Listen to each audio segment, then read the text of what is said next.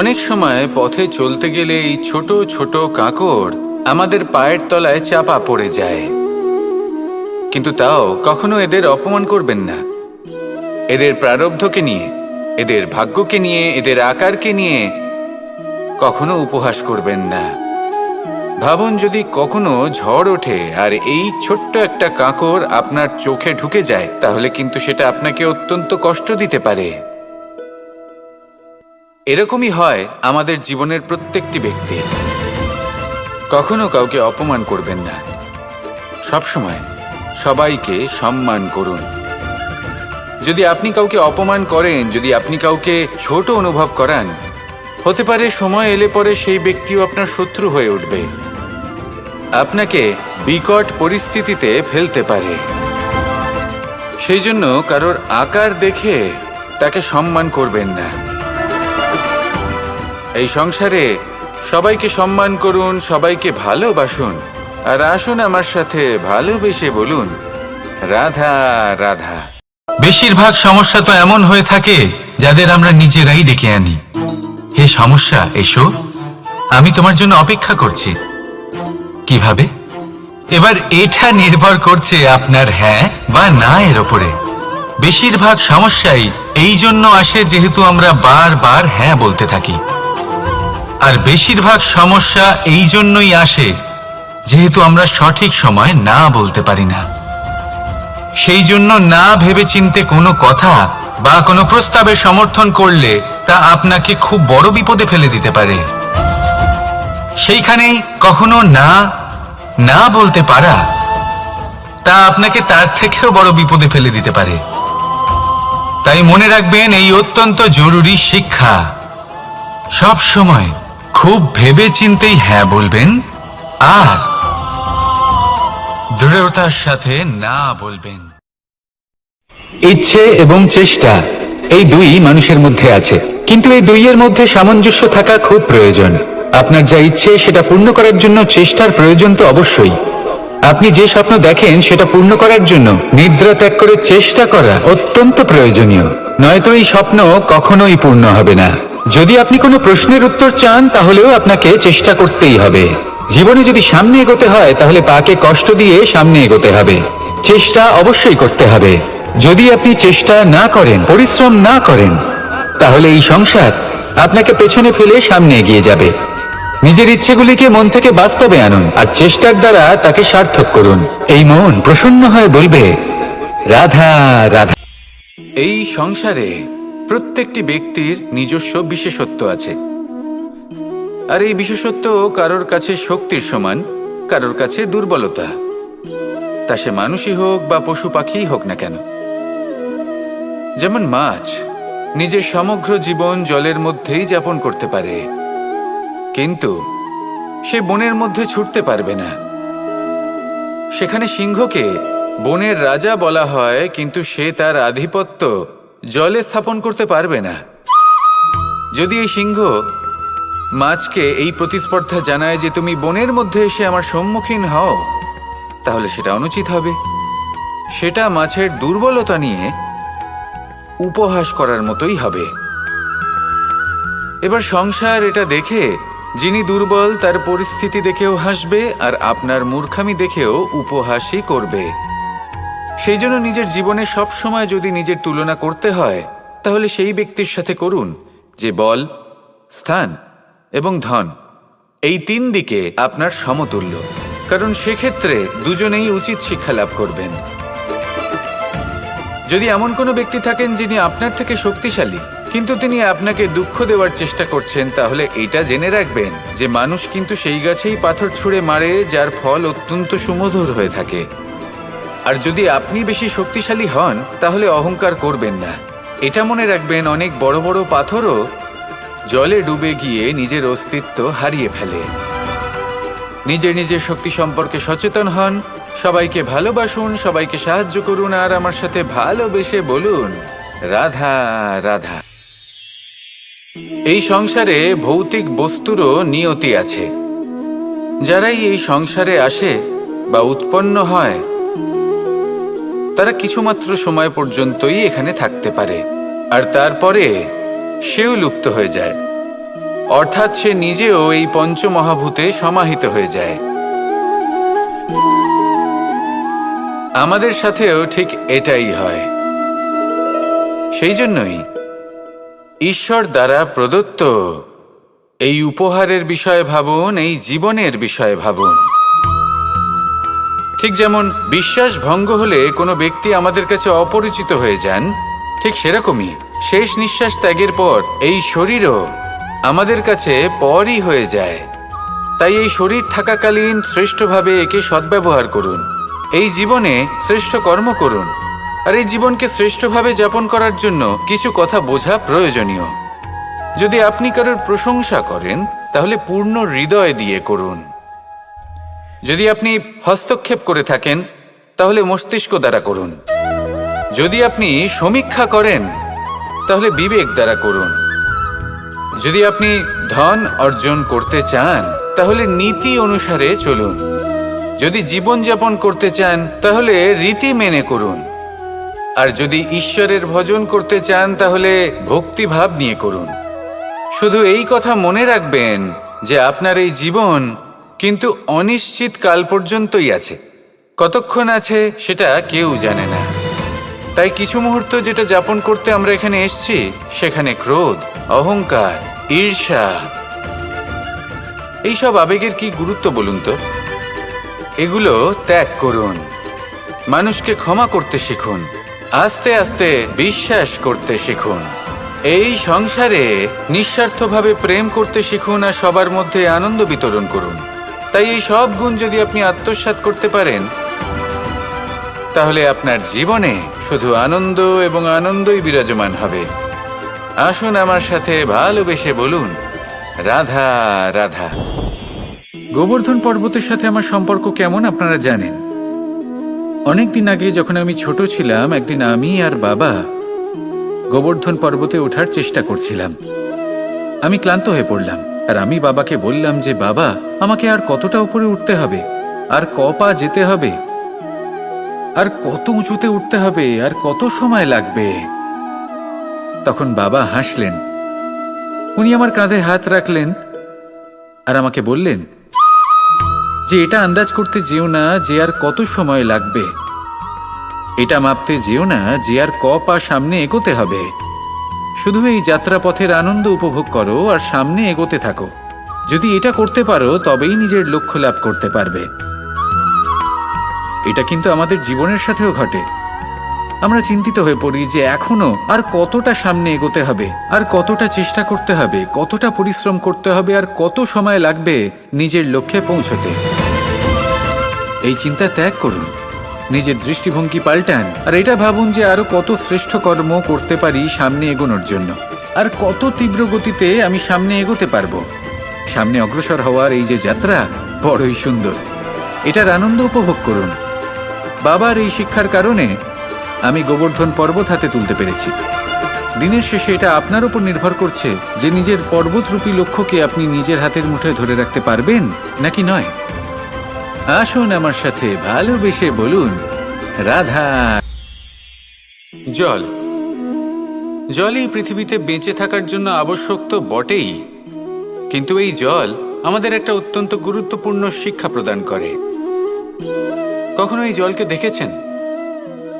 যে পরিস্থিতিতেই এই জল প্রবাহিত হোক না কেন, এর উপর যা কিছুই প্রভাব থাকুক না কেন, এর পথে যতই বাধা আসুক না কেন, তার মধ্যে থেকে ও নিজের পথ ঠিক বের করে নেয়, কিন্তু নিজের প্রবাহ থামতে দেয় না, ক্রমাগত অগ্রসর হতে থাকে।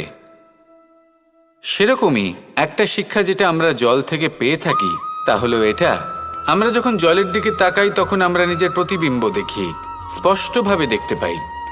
কিন্তু তখনই দেখতে পাই যখন এই জল শান্ত থাকে, স্থির থাকে।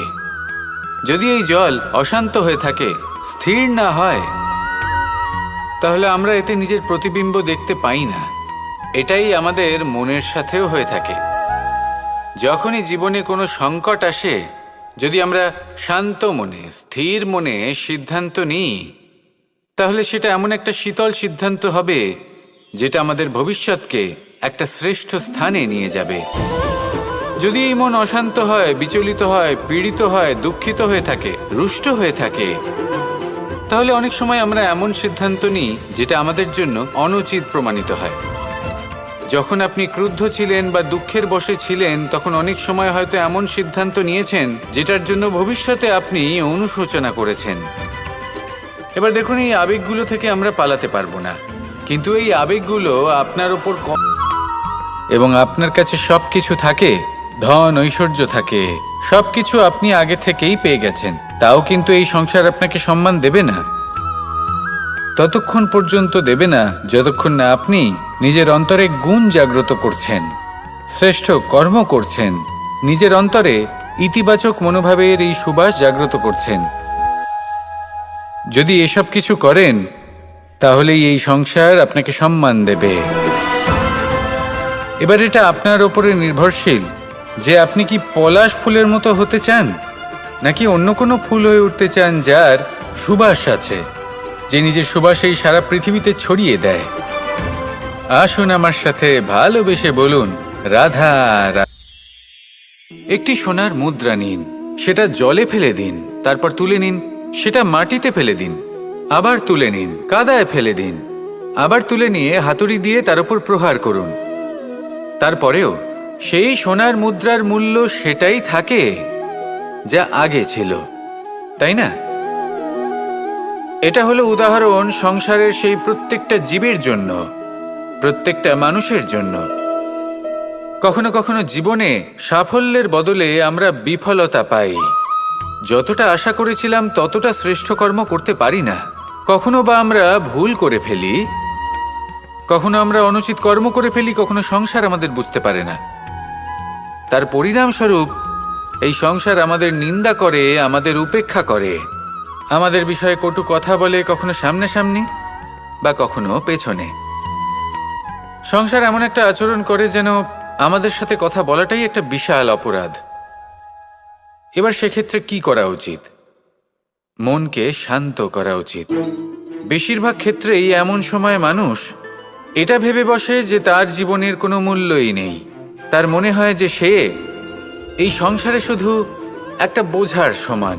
সে নিজেকে ঘৃণা করতে থাকে, ওর মনে হয় যে তার জীবন শূন্য। কিন্তু তা নয়। আপনি সোনার মুদ্রার মতো, যদি আপনার মধ্যে সেই গুণ থাকে, আপনি শ্রেষ্ঠ কর্ম করেন, আপনার মধ্যে সেই বিদ্যা থাকে, আপনি নিরন্তর প্রয়াস করেন, সৎকর্মের পথে এগোতে থাকেন, তাহলে আপনার নিজের যে মূল্য তৈরি হয় সেটা কোনো পরিস্থিতিতে কোনো ব্যক্তি আপনার থেকে কেড়ে নিতে পারবে না। শুধু নিজে ভেঙে পড়বেন না, এটা ভাবুন যে সম্মান আপনি হারিয়েছেন সেটা আপনি কিভাবে ফিরে পেতে পারেন, তার জন্য কি করতে হবে। যে ধন আপনি হারিয়েছেন সেটা পেতে হবে কিভাবে, তার জন্য কি কি করতে হবে। শান্ত মনে সবটা ভেবে দেখুন, সিদ্ধান্ত নিন এবং অগ্রসর হন। আপনি এই সংসারের কাছে তেমনই হয়ে উঠবেন যেমন আপনার কর্ম হবে। যদি তা শ্রেষ্ঠ হয়, সবাই তাই ভাববে। আসুন আমার সাথে ভালোবেসে বলুন, রাধা। এই সংসার বলে যে কৃষ্ণ হলো মহাযোগী, কেউ বলে যে কৃষ্ণ হলো সাংখ্যযোগের প্রবর্তক, কেউ বলে ভক্তিযোগের, কেউ বলে জ্ঞান যোগের, কেউ কেউ এটা মনে করেন যে অষ্টাঙ্গ যোগের প্রভু হলাম আমি। কিন্তু এই যোগ আসলে কি? যোগ বিষয়টাকে বোঝা খুব একটা কঠিন নয়, কিন্তু সেই যোগকে নিজের যাপনের অংশ করে তোলা হলো অত্যন্ত কঠিন, আর তার জন্য প্রয়োজন অভ্যাস। যোগ শব্দটার অর্থ হলো যুক্ত করা, এর মধ্যে এই তরোয়াল রাখা হয়। সেইভাবেই যদি আমি কথা বলি বাণের, তাহলে এটা প্রয়োজনীয় নয় যে সেই বাণ কতটা তীক্ষ্ণ, কতটা বলশালী। এটা দেখা প্রয়োজন যে তার আকারটা কেমন। সে কি বাতাস ভেদ করে নিজের লক্ষ্যে পৌঁছতে পারবে? সেটা বেশি গুরুত্বপূর্ণ, সেই জায়গাটা নয় যেখানে সেই বাণ রাখা হয়। ঠিক সেইভাবে যদি আপনি কোনো মানুষেরই মূল্য বুঝতে চান, তাকে পরখ করে দেখতে চান, তাহলে তার জাতি, তার ধর্ম, তার রূপ, তার আকার, সেগুলো দেখে তাকে পরখ করতে চেষ্টা করবেন না। তাকে পরখ এই সব কিছুর ভিত্তিতে করবেন না। তার স্বভাবটা দেখুন, তার গুণ দেখুন, তার প্রতিভা দেখুন, তার কর্ম দেখুন, কারণ এটাই সেই ব্যক্তির আসল পরিচয়, এটাই হলো তার অস্তিত্ব। যখনই আপনি কোনো নর্তককে শ্রেষ্ঠ নৃত্য প্রদর্শন করতে দেখেন, তখন আপনি কিন্তু এটা ভাবেন না যে সে কোথা থেকে এসেছে, সে কি খায়, ওর বন্ধু বান্ধব কারা। আপনি তার নৃত্য দেখেন, ওর শিল্প দেখেন, সেটারই প্রশংসা করেন, সেটাকেই সম্মান করেন। সেইভাবে এই সংসারে সকলকে সম্মান করুন। আর এই সম্মানের আধার হওয়া উচিত তার গুণ, তার স্বভাব, তার কর্ম, তার রূপ আর তার বেশভূষা নয়। আসুন আমার সাথে ভালোবেসে বলুন, রাধা রাধা। মানুষ জীবনে অনেক ধরনের সুখ লাভ করে, অর্থ সুখ, পরিবারের সুখ, বৈভবের সুখ। কিন্তু এমন একটা সুখ আছে যা বেশিরভাগ মানুষকে প্রভাবিত করে, কিন্তু সেই সুখ তাদের কোনো প্রয়োজনই নেই। সেটা হলো পরনিন্দা সুখ। অর্থাৎ এমন কোনো ব্যক্তিকে নিয়ে নিন্দা করা, তার প্রতি অনুচিত শব্দ প্রয়োগ করা, কারণ সেই ব্যক্তিকে আপনি পছন্দ করেন না। আর এমন অনেক মানুষ আছেন যারা এই কাজ করে খুব আনন্দ লাভ করেন, যেটা করা উচিত নয়, কারণ এতে আপনার সময়, আপনার ঊর্জা, আপনার নিজের অন্তরের ইতিবাচক শক্তি আপনি নষ্ট করে ফেলছেন। আর এই সব কিছুই আপনার প্রয়োজন আছে। যাদেরকে আপনার পছন্দ নয় সেই ব্যক্তির বিষয়ে কথাই বলবেন না। সেই সব ব্যক্তির দিকে মনোনিবেশ করুন যাদের আপনি ভালোবাসেন। সেই সব কাজে মন দিন যেগুলো আপনার ভালো লাগে। সেই বস্তুর দিকে নজর দিন যেগুলো আপনার প্রিয়, নিজের লক্ষ্যের দিকে, এই সব কিছুর দিকে নয়। এমনটা করলে আপনার জীবনে আপনি সেই সব বস্তুর দিকে নজর দিতে পারবেন যারা প্রকৃত অর্থে আপনার জীবন আরো শ্রেষ্ঠ করে তোলে। এমনটাই করুন, জীবন আরো অনেক বেশি সুন্দর হয়ে উঠবে। আর তখন এই মন প্রসন্ন হয়ে বলবে, রাধা রাধা। আজ আমরা মানুষের আরো একটি শত্রুর বিষয়ে কথা বলবো, যার নাম হলো লোভ।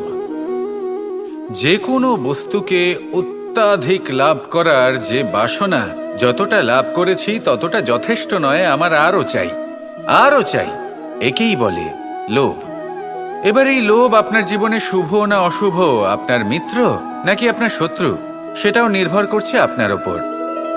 যেমন ধরুন, কোনো ব্যক্তির অসম্ভব ধনের লোভ, সে সেটা অর্জন করছে আর সেটা সংগ্রহ করছে, আর সেটা লাভ করার জন্য সে অনৈতিক কাজ করছে। যদি এই সব হতে থাকে, পরিবর্তন, এটা হলো সৃষ্টির অমূল্য নিয়ম। এই সংসারে সবকিছু সময়ান্তরে পরিবর্তিত হয়, এই সময়ও পরিবর্তিত হয়। পরিবর্তন চিরকাল হয়ে এসেছে আর চিরকাল হতে থাকবে। কিন্তু এবার আমরা সেই পরিবর্তন কিভাবে লাভ করব, যেটা আমাদের প্রয়োজন, যেটা আমরা চাই। আমরা জীবনে বিকাশ চাই। এই বিকাশ কিভাবে লাভ করতে পারি? এই প্রকৃতি কিন্তু আমাদের অত্যন্ত উত্তম উদাহরণ দিয়ে বুঝিয়েছে। একটি বিন্দুর উদাহরণ দিয়েছে যা ভবিষ্যতে একটা বিশাল নদীর আকার ধারণ করে। এটা কিভাবে হয়? মেঘ থেকে একটি বিন্দু ঝরে পড়ে সেই পর্বতের ওপর যেখানে হিম আছে। সেই হিমের সংস্পর্শে আসা মাত্র সেই বিন্দুর সাথে আরো বেশ কিছু বিন্দু যুক্ত হয়। তারপর তারা অগ্রসর হয়, আরো কিছু বিন্দু যুক্ত হয়, আস্তে আস্তে একটা ক্ষীণ ধারার রূপ ধারণ করে, এবং সেটাই ভবিষ্যতে আরো এগোতে থাকে। অনেকটা যাওয়ার পর যখন অনেক সংখ্যক বিন্দু একসাথে যুক্ত হয়, তখন সেটা বিশাল নদীর আকার ধারণ করে। এবার আমরা মানুষ বলে আমাদের সাথে এই নিয়মের অন্যথা হয় তা নয়। আমরাও এই প্রকৃতির অংশ, আমাদের ক্ষেত্রেও একই নিয়ম প্রযোজ্য। যখন পরিশ্রম করে অনেক সংখ্যক বিন্দু আমরা একত্রিত করব, তখনই পরিবর্তনের নদী প্রবাহিত হবে। প্রয়োজন হলো নিরন্তর পরিশ্রম করা এবং ধৈর্য ধরা। এটা করতে থাকুন, জীবনে সব কিছু লাভ করতে পারবেন। কারণ প্রকৃতি আমাদের এটাই শিখিয়েছে, আর আমরা এই ব্রহ্মরই একটি অংশ, যার দ্বারা এই ব্রহ্মাণ্ড নির্মিত। আসুন আমার সাথে ভালো